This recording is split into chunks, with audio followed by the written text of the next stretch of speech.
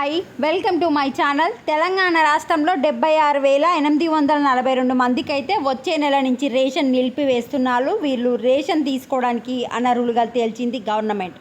ఎవరికి నిలిపివేసింది పూర్తి వివరాలు తెలుసుకుందాం. వీడియో చూసిన వాళ్ళు తప్పకుండా వీడియో లైక్ చేసి ఛానల్ని సబ్స్క్రైబ్ చేసుకోండి. చూడండి, గత 6 నెలల్లో రేషన్ తీసుకోని వారి వివరాలను అధికార యంత్రాంగం పరిశీలించింది. ఈ మేరకు లబ్ధిదారుల్లో 76,842 మంది అనర్హులుగా లెక్క తేలింది. ఎవరైతే లాస్ట్ 6 నెలల నుంచి రేషన్ తీసుకోలేదో, ఫ్రీగా బియ్యం ఇస్తున్నా కూడా తీసుకుంటలేదు కదా, వాళ్ళందరినీ కార్డులు అయితే పరిశీలించింది.